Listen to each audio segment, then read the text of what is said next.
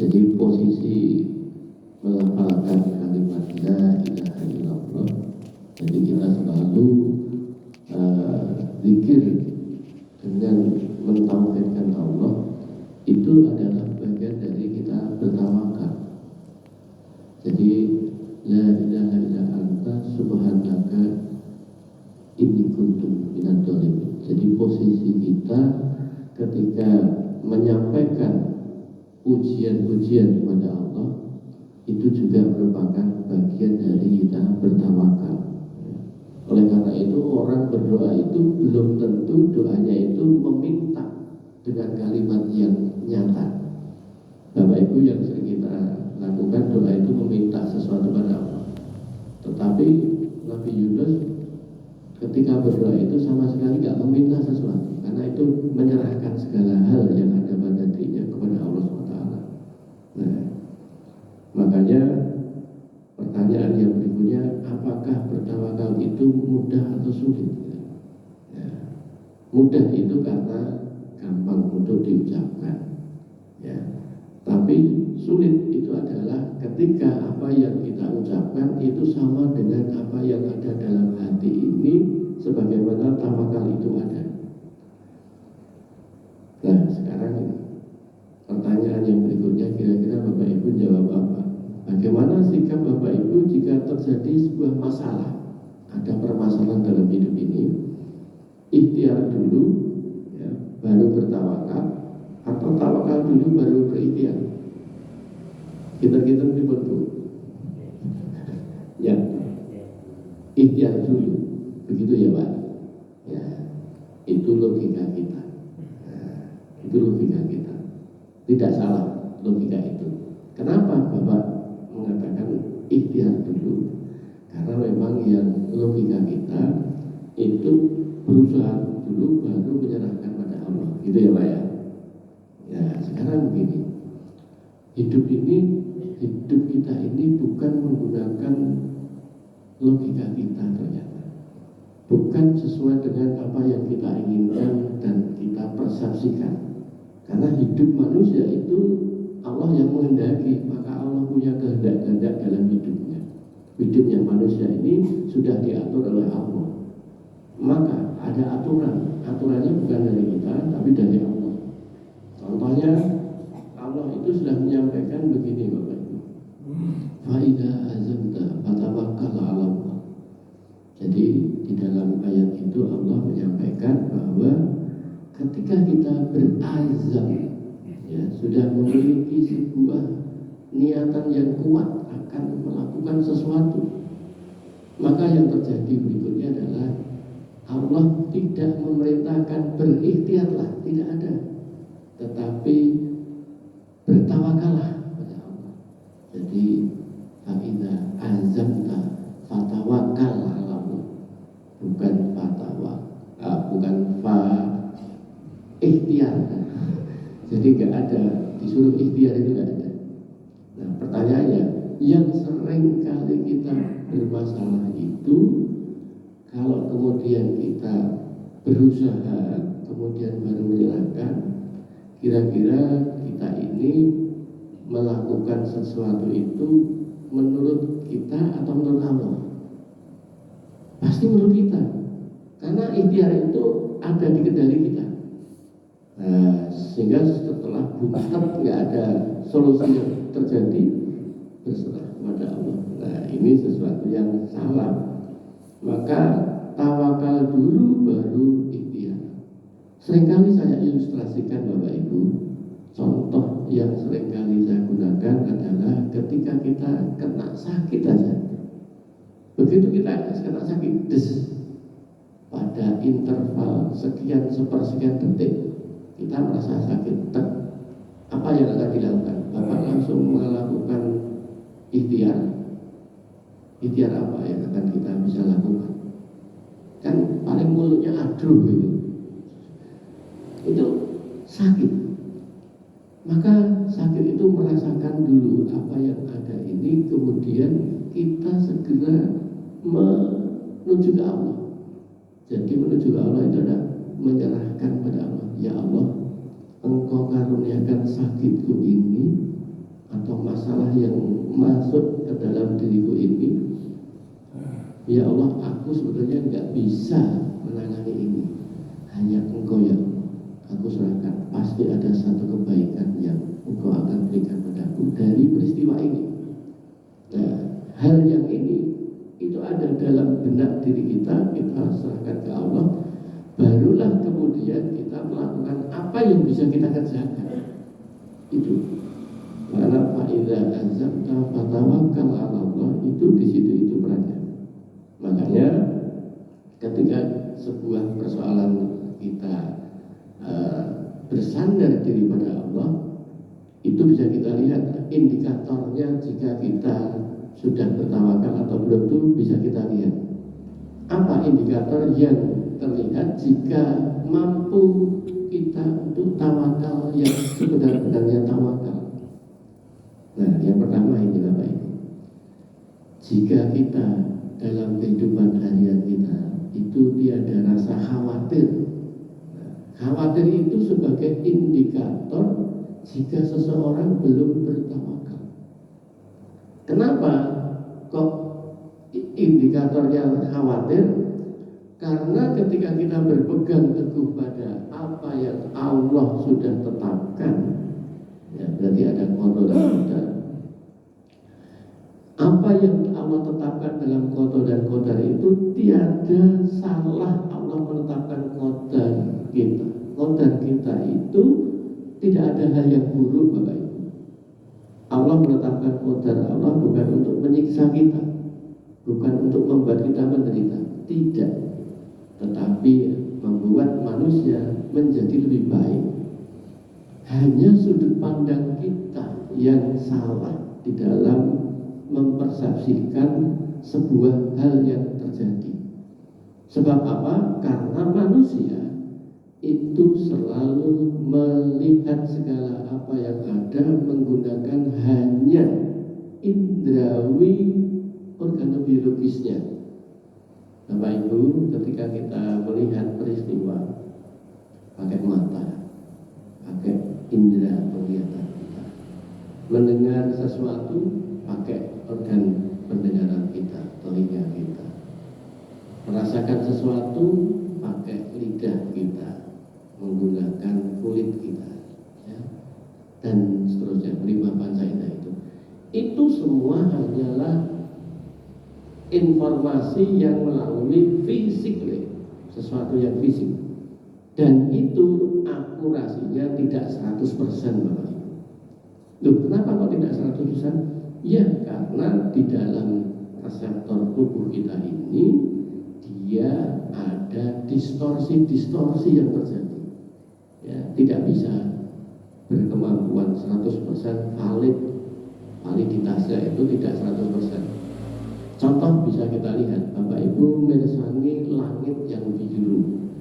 Pertanyaannya, betulkah langit itu warna biru? Itu sudah pertanyaan yang membuat kita, oh iya, kita parani aja langit itu, datangi, ya ada yang biru. Kita melihat jalan yang lurus, ternyata mata kita melihatnya jalan kanan kiri itu menyatu. Sudah sesuatu yang tidak valid lagi.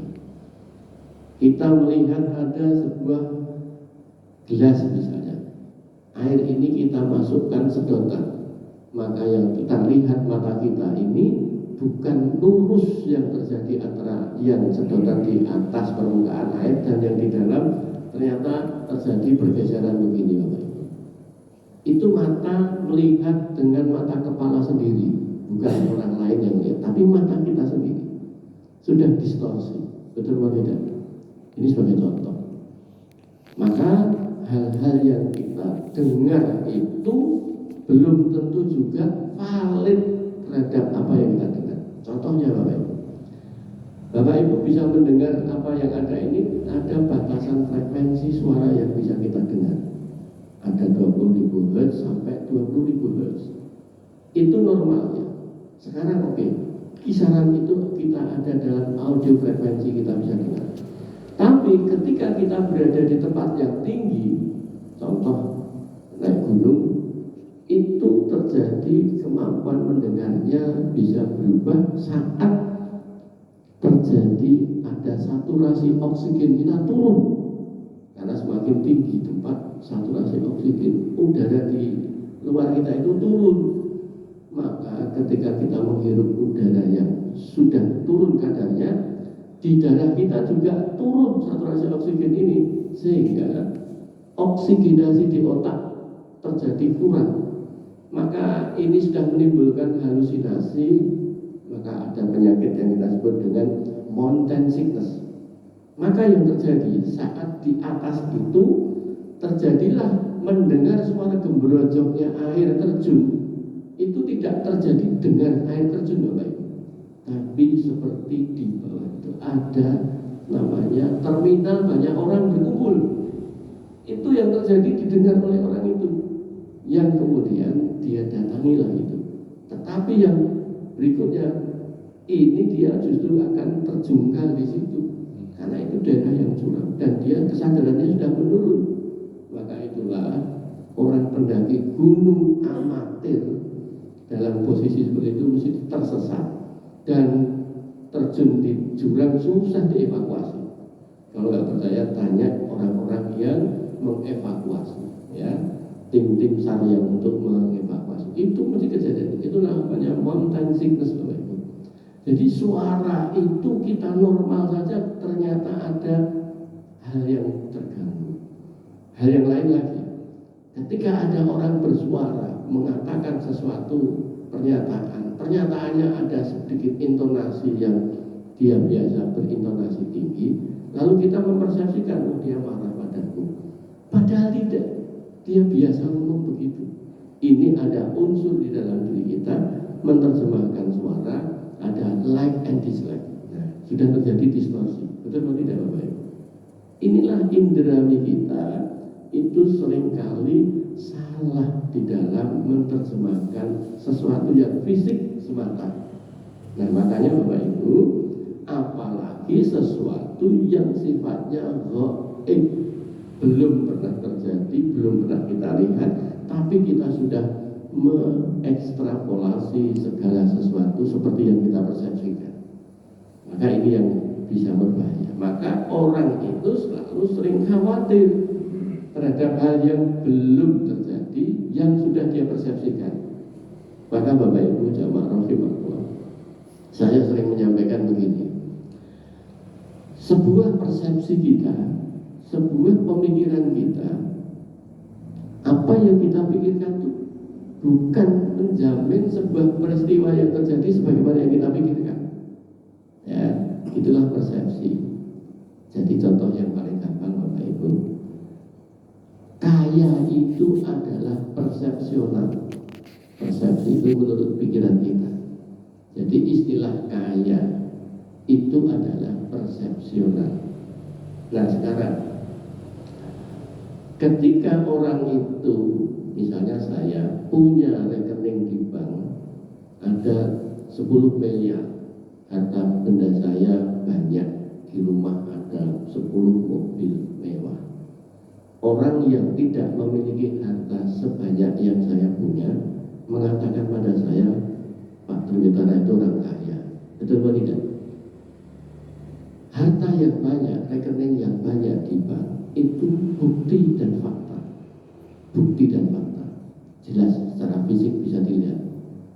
Tetapi perkara saya ini kaya dan tidak, itu hanya persepsi orang.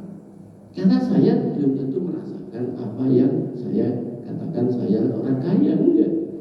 Karena ketika saya memiliki sesuatu itu menjadi hal yang biasa, Bapak Ibu. Tidak ada hal istimewa sehingga saya tidak menyebut kaya. Sehingga saya pun masih banyak merasa banyak kurang untuk punya harta itu. Betul atau tidak? Maka tidak heran banyak orang korupsi itu bukan orang miskin, tapi orang kaya, yang kita sebut-sebut kaya, penghasilannya besar. Itulah yang namanya indrawi kita salah di dalam mempersepsikan sesuatu. Nah, Bapak Ibu jamaah rahimahullah, yang kedua, orang yang dia tawakal itu pasti akan memiliki sifat optimis melihat sesuatu ke depan. yang belum terjadi. Ya. Sekalipun sebuah fisik yang nampak oleh kita itu hal yang tidak menyenangkan. Contoh saja, Bapak Ibu jamaah rahimahullah, para rasul dan nabi dan rasul kita itu hidupnya secara fisik kita lihat itu enggak menyenangkan. Karena apa? Rasulullah itu dibalangi batu, dikejar-kejar kok dibunuh. Kira-kira dengan kita lebih enak mana Bapak Ibu hidupnya? Nabi Ayub itu sakitnya luar biasa. Sudah sakit terjadi anaknya mati semua, yang berikutnya hartanya habis. Kita sakit tidak seperti itu, tetangganya tidak mengucilkan, betul atau tidak? Hidup beliau itu para nabi dan rasul berat. Pertanyaannya, kita melihat berat seperti itu, yang menjalani berat apa tidak? Beliau enjoy, beliau happy, bahagia. Maka kalau kita melihat Rasulullah dibalangi di Taif itu, malaikat aja sudah bilang, itu yang melempari itu tabrak gunung gimana. Rasul malah membela untuk tidak melakukan itu. Jangan ya mereka tidak tahu saja. Loh, itu yang malaikat aja kayak gitu. Kita manusia yang melihat tentu sangat tidak menyenangkan, betul atau tidak? Jadi mata kita itu tertipu melihat segala hal yang terjadi seperti itu. Kenapa sebenarnya? Karena beliau-beliau itu bersandar kepada Allah yang luar biasa, ya. Tidak dengan kita. Tapi kenapa Rasulullah optimis melihat sebuah peristiwa yang melempar itu? Karena dia nggak tahu saja. Maka optimis bahwa mereka nanti akan menjadi orang baik. Itu sehingga Bapak Ibu jamaah rahimahullah, hidup itu tidak sebagaimana yang kita pikirkan, tapi Allah lah yang menjadikan sebuah peristiwa itu menentukan segalanya. Lalu yang berikutnya, indikator tentang tawakal seseorang itu dilihat dari ketenangan hatinya. Kalau orang itu tidak pernah tenang, ya dalam kondisi dia melafalkan tawakal pun tidak akan terjadi tawakal. Karena apa? Yang terjadi pada dirinya, hatinya tidak bersandar kepada Allah, ya kan? Jadi tenang, mutmain. Dan orang yang tawakal itu fokus untuk ibadah, fokus untuk memperbaiki diri, bukan berpikir tentang orang lain yang dia khawatirkan, yang mereka itu melakukan hal yang kurang baik pada kita. Kita seringkali fokus kepada orang di luar kita, sehingga banyak berpikir itu. Maka Bapak Ibu, sekarang kita masuk kepada pengertian tawakal. Jadi istilah tawakal itu kalau kita lihat di dalam Quran selalu disandingkan dengan kata iman. Ya, makanya urusan tawakal ini dalam kondisi melihat bagaimana akidah kita, benar apa enggak akidah kita itu. Coba perhatikan arti yang ada di dalam ayat ini ya, Al-Maidah 11. Ini saya cuplik di bagian belakang. Dan bertakwalah kepada Allah, dan hanya kepada Allah lah hendaknya orang-orang itu beriman. Jadi orang-orang beriman itu bertawakal. Jadi syarat tawakal berarti iman.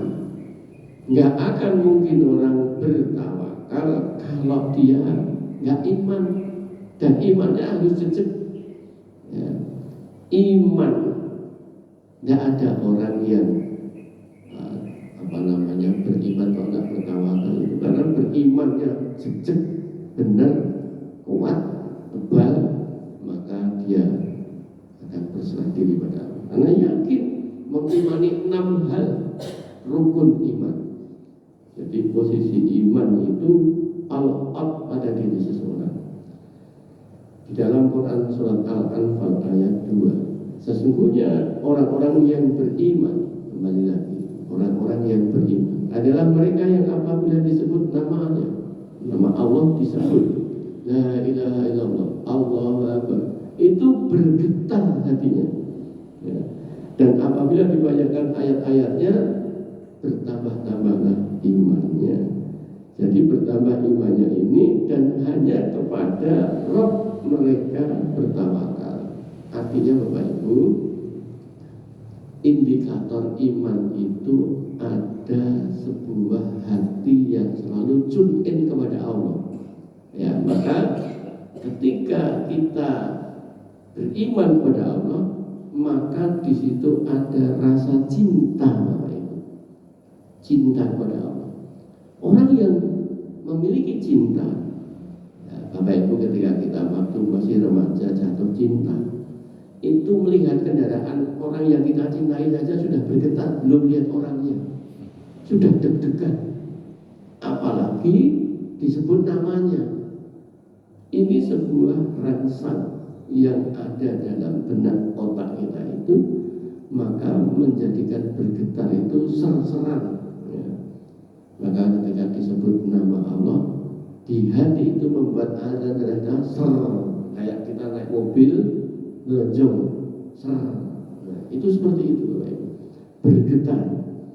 Nah, kalau itu ada dalam diri kita, dibacakan ayat-ayat Allah saja kita bisa nangis, bergetar hatinya sampai melelehkan air mata, dan posisinya bisa menyebabkan kita fly. Itulah dalam kondisi orang cinta. Dan orang yang cinta, punya iman pada Allah ini, mereka pasti bersandar yang kepada Allah, karena tidak ada yang lebih dia cintai kecuali hanya Allah. Nah, maka pengertian tawakal di sini Bapak Ibu, menurut Imam Ibnu Rajab rahimahullah, beliau berkata, hakikat tawakal itu adalah hati benar-benar bergantung kepada Allah dalam rangka memperoleh maslahat. Ya, segala hal yang baik itu dia gantungkan pada Allah, dan diri kita menolak hal-hal yang mudarat itu juga digantungkan pada Allah. Jadi dalam segala urusan dunia dan akhirat kita itu kepada Allah. Maka Bapak Ibu jamaah rahimahullah, saat zikir pagi kita seringkali kita berdoa, ya Hayyu ya Qayyum bi rahmatika astaghfir asqini sabni kullahu wa la takilni ila nafsi tarfata ain. Itu doa yang memposisikan kita bahwa ketika kita ini punya berbagai masalah, ya Allah, jangan Engkau serahkan segala persoalan hidup kita ini kepadaku yang hanya sekejap kedipan mata, sak kedepan merah, iso kita ini. Itu semua kita serahkan pada Allah. Jadi Bapak Ibu, ketika kita doa itu sebetulnya adalah sedang bersurrender kita ini, sedang berserah diri pada Allah. Nah, yang tadi di awal kita katakan, bertawakal itu seringnya diartikan pasrah bokokan, terang ngopo-ngopo. Lah ini salah Bapak Ibu. Maka pengertian tawakal menurut Syekh Ibnu Utsaimin rahimahullah, beliau berkata, tawakal adalah menyandarkan permasalahan kepada Allah dalam mengupayakan di sini, ya, apa yang dia cari, apa yang dia inginkan, dan menolak apa yang tidak disenangi tadi, disertai. Nah, di sini percaya penuh pada Allah Ta'ala. Maka orang bertawakal itu pasti yakin iman kepada Allah, bahwa Allah akan memberikan sebuah kebaikan, jalan keluar yang ada, dan menempuh sebab. Nah, ini kata beliau, menempuh sebab inilah yang kita sebut dengan ikhtiar. Ya, menempuh sebab adalah upaya ikhtiar kita, dan aktivitas yang dilakukan untuk meraih tujuan itu yang diizinkan syariat, yang diizinkan apa yang sudah Allah tetapkan dalam hukum area kita, Bapak Ibu. Jadi di area kita itu adalah area yang bisa kita kerjakan ini semampu kita, semaksimal apa yang kita bisa kerjakan. Dasar landasan tawakal itu dalam hal ini ada dua hal yang pokok, Bapak Ibu. Apa yang pertama? Sandarnya hati ini hanya pada Allah. Maka ketika kita membaca surat Al-Ikhlas itu seringkali banyak yang tidak nyadar ini. Qul huwallahu ahad. Nah, yang kedua, Allahu somad. Kita sering nyebut Allahu somad, tapi kita nggak sering melakukan itu. Bersandar, bergantung hanya pada Allah. Jadi seringkali kita bergantung pada omongan orang. Kita sibuk dengan omongan orang. Kita sibuk untuk membantah omongan orang. Kita sibuk terhadap mencari verifikasi orang terhadap kita. Seringkali begitu, Bapak Ibu. Kita diombang-ambingkan oleh ucapan orang. Mau berbuat sesuatu, nanti kata orang gimana ya? Nah, kok kata orang? Jadi tidak kepada apa yang akan aku kerjakan itu Allah ridhoi apa tidak. Sehingga Bapak Ibu seringkali salah tujuan melakukan sesuatu, menerjemahkan sesuatu yang baik aja keliru, Bapak Ibu. Contoh, Bapak Ibu, produktivitas. Bapak Ibu, dalam teori ekonomi banyak orang menyebut tentang produktivitas, tapi orientasi mereka, karena orientasinya adalah sesuatu yang namanya harta, cuan, maka yang dinamakan produktif itu melakukan segala sesuatu yang menghasilkan uang. Itu konyol. Maka saya membuat sebuah quote tentang definisi produktivitas. Saya pernah menulis buku tentang meningkatkan produktivitas dengan kecerdasan multi kecerdasan. Jadi intelijen multiple intelligence. Ini banyak disitasi banyak orang. Salah satu yang ada di dalamnya saya mengatakan begini, Bapak Ibu. Produktivitas itu adalah ketika segala apa yang kita lakukan itu selalu mencari ridho Allah. Jadi ridho ilahi itu adalah segala hal yang namanya produktif. Coba contohnya, biar kita lihat bahwa ketika kita ini bersama orang tua kita, mendampingi orang tua kita, pertanyaannya, itu menghasilkan uang atau justru mengeluarkan uang? Coba nganterin orang tua ke rumah sakit, itu produktif atau tidak? Secara teori ekonomi tidak, karena kita malah justru nanti keluar uang, waktu, tenaga, nggak ada menghasilkan uang, betul atau tidak? Nah, dengan berkumpul keluarga tidak menghasilkan uang. Kita sekarang ini kajian subuh nggak menghasilkan uang kok. Apa cuan yang akan kita dapat? Nggak ada.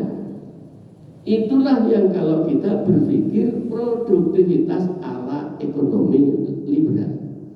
Maka yang harus kita lihat, ketika apa yang kita kerjakan itu menghasilkan sesuatu atas ridho Allah, itu produktif seseorang. Seorang istri memasakkan suami, apa dapat bayaran? Enggak, itu produktif. Jadi salah mempersepsikan produktif itu selalu menghasilkan. Justru kita menghasilkan pahala, menghasilkan ridho Allah. Itulah namanya hidup kita produktif, tak pernah berakhir, karena abadi. Nah, itu yang kemudian kita selalu sandarannya adalah Allah. Jadi segala yang kita lakukan adalah hanya untuk Allah. Maka ketika orang tawakal pasti ke sana arahnya. Yang kedua, mengupayakan sebab yang dihalalkan, Bapak Ibu. Jadi saya mengatakan tawakal itu bukan diam tanpa apa-apa, tapi tawakal adalah melakukan segala hal yang bisa kita kerjakan, yang bukan urusan kita, yang bisa tidak kita kerjakan, itu serahkan pada Allah. Tadi ya Hayyu ya Qayyum birahmatika astaghfir dan seterusnya tadi adalah tawakal kita ini pada area yang kita hanya bisa lakukan. Jadi Pak, Tawakal bukan pasrah tanpa usaha. Maka yang berikutnya apa? Tawakal, kemudian ikhtiar. Dalam ikhtiar ini, dalam kerangka tawakal. Kenapa? Karena kita bisa dituntut Allah dalam mengerjakan apa yang kita kerjakan. Yang berikutnya selesai, diserahkan pada Allah lagi. Jadi tidak pernah terputus namanya tawakal. Jadi tawakal itu terus, tidak pernah berhenti. Jadi saat kita mengerjakan itu juga tawakal. Nah, kemarin saya di radio di hari Rabu itu saya mengatakan tacit knowledge, Bapak Ibu. Orang yang memiliki tacit knowledge adalah orang yang dalam kapasitas dirinya mengerjakan sesuatu itu antara jiwa dan fisik mengerjakan itu tune in. Bapak Ibu, kalau kita mau merasakan sebuah rileks, contoh yang paling gampang adalah saat wudhu, Bapak Ibu. Wudhu, ketika kita itu wudhu biasa itu, saya yakin belum banyak yang merasakan nikmatnya wudhu. Kenapa? Ya cuma rampung. Coba sekarang, ketika kita wudhu, rasakan getaran air yang netes yang membasahi kulit kita, kita gesek-geseknya ini, kita rasakan. Kita nikmati betul di jiwa ini. Oh, itu relaksasinya luar biasa, Bapak Ibu. Itu kalau diukur di otak kita ini pakai EEG, elektroencephalograph, itu gelombangnya alfa, Bapak Ibu. Kenapa begitu? Saya merasakan seperti itu pada saat kena panic attack. Salah satunya wudhu dengan dinikmati itu lepas itu, Bapak Ibu. Nah, itulah basic knowledge. Ketika kita punya kemampuan masak itu kita hayati, kita jiwai, masakan kita itu cuma cemplung gitu ya, dirasakan orang lain enak banget. Orang lain belajar pada kita, kita memberitahu cara masaknya gini-gini, mendampingi dia, belum tentu hasilnya sama. Bisa ditangkap, Bapak Ibu. Itulah tacit knowledge. Sehingga ilmu bisa ditransfer, tapi tacit knowledge tidak bisa. Yang bisa ditransfer adalah explicit knowledge. Nah, oleh karena itu iman itu bisa ilmunya dibagikan, tapi orang untuk bisa beriman tidak bisa dibagikan. Ya, karena keimanan itu hati masing-masing, jiwa masing-masing yang untuk bisa merasakan iman. Nah, Bapak Ibu jamaah rahimahullah, penegasan Rasulullah di sini bahwa tawakal itu harus disertai usaha. Salah satunya di dalam hadis yang dari Umar bin Khattab radhiyallahu anhu, beliau berkata bahwa Nabi SAW bersabda, seandainya kalian betul-betul bertawakal kepada Allah, sungguh Allah akan memberikan kalian rizki sebagaimana burung mendapatkan rizki. Burung tersebut pergi pada pagi hari dalam keadaan lapar dan kembali sorenya hari yang ada dia pulang ke kandang ini dalam keadaan sudah kenyang. Bapak Ibu jamaah rahimahullah, jadi burung itu pergi itu melakukan apa yang dia bisa lakukan, tapi dalam kepergiannya itu selalu dikeluar. Jadi alam semesta ini, Bapak Ibu, semua bertasbih kepada Allah, dan itulah dia mengerjakan segala hal yang dia lakukan, segala dituntun oleh Allah. Nah, kita ketika melakukan segala hal yang kita tawakalkan kepada Allah, kita akan diberikan semacam itu. Maka Bapak Ibu, syarat tawakal di sini adalah tawakal ini hanya kepada Allah. Seringnya orang sulit tawakal, kenapa? Karena rasionalitas kita bermain, Bapak Ibu. Logika kita bermain, justru menjadikan inner voice, bisikan-bisikan di benak otak kita, bisikan-bisikan di hati kita itu memblok karena rasionalnya lagi. Karena ketika kita melihat rasional, wah nggak mungkin.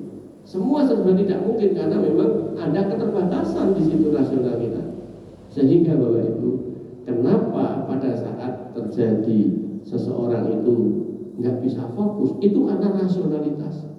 Ya, sebagai contoh Bapak Ibu, saat saya di rumah sakit menunggu anak saya di ICU, saya masih bisa siaran by phone, padahal itu anak sedang koma, tidak tahu sembuh atau tidak.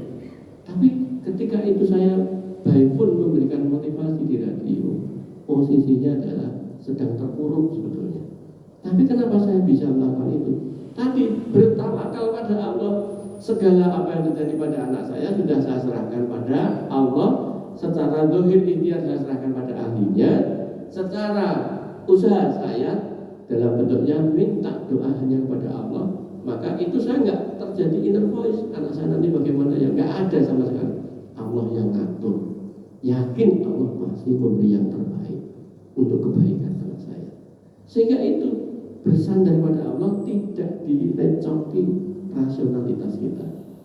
Maka Bapak Ibu di Quran surat Hud ayat 123 yang artinya, dan kepunyaan Allah lah apa yang gaib di langit dan di bumi, dan kepadanya lah dikembalikan urusan-urusan semuanya. Maka sembahlah Dia dan bertawakallah kepadanya, dan sekali-kali rohmu tidak lalai di sini. Nah, Allah tidak akan lalai dari yang kita kerjakan. Apa yang kita lakukan, apa yang kita ikhtiarkan. Yang berikutnya, berkeyakinan yang kuat bahwa Allah maha mampu mewujudkan apa yang menjadi permohonan kita. Semua kebutuhan hamba tidak pernah yang namanya terjadi tidak dipenuhi oleh Allah. Itulah kita selalu bertengger kepada sandaran Allah. Itu yang ada dalam Quran surat Ibrahim ayat 12. Saya teruskan saja. Yakin bahwa Allah akan merealisasikan apa yang ditawakalkan oleh kita tadi, sehingga orang tawakal itu pasti dirinya bisa ikhlas Bapak Ibu, karena semua bersandar hanya kepada Allah, sehingga dia tidak akan pernah menjadi orang yang limbung atas kondisi lingkungan yang ada. Yang keempat, tidak putus asa dan patah hati dalam semua usaha yang dilakukan oleh kita dalam memenuhi apa yang dengan kebutuhan yang kita lakukan ini, semua serahkan urusannya kepada Allah. Maka Bapak Ibu, kenapa kita ini berdoa kepada Allah tapi masih cemas?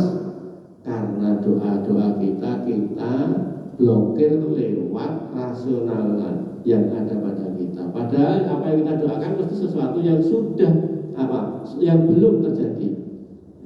Beda kalau kita istighfar, meminta kepada Allah ampunan terhadap apa yang sudah kita lakukan, yaitu dosa-dosa, gitu ya. Makanya Bapak Ibu, ketika kita berdoa, maka jangan sampai kita nihilkan doa kita percuma hanya gara-gara kita ini inner voice yang berupa pikiran rasional itu menghinggapi kita. Wah, nak ini orang mungkin. Nah, orang mungkin ini karena rasional. Semua pikiran negatif, itu saya garis bawahi. Semua pikiran negatif adalah rasional. Tapi dalam semua hal yang pikiran positif, ada banyak yang justru tidak rasional. Maka untuk bisa berhusnudzon itu lebih banyak kita harus menjaga jarak dengan rasionalitas kita. Gunakan rasionalitas hanya pada porsi yang hanya 10% dalam kehidupan kita. 90% adalah irasional. Yang kelima adalah benar-benar ikhlas dan terus mengingat keagungan Allah. Jadi ketika kita ini menjadi orang yang tawakal, selalu sandaran Allah, berarti tak ada niat sedikit pun terhadap makhluk, dan terus bahwa ketika minta hanya kepada Allah. Itulah yang jika dalam posisi 5 syarat yang kita ada untuk tawakal ini terus kita jaga, maka kita menjadi kuat dan hati pun menjadi lapang, menjadi tenang Bapak itu. Maka apa yang sering saya baca dalam saat membuka acara ini, selalu saya doanya Nabi Musa, Rabbi shrah li sadri wa yassir li amri wahlul 'uqdatam min lisani yafqahu qawli. Jadi minta pada Allah, lapangkan dadaku, buat kita itu menjadi manusia yang selalu terjaga ketenangan, sehingga kita menjadi mutmainah, sehingga ketika kita mau pulang ke hadirat Allah, Allah panggilnya pun pakai ya Tuhan nafsu mutmainah. Begitu Bapak Ibu apa yang bisa saya sampaikan, semoga bermanfaat.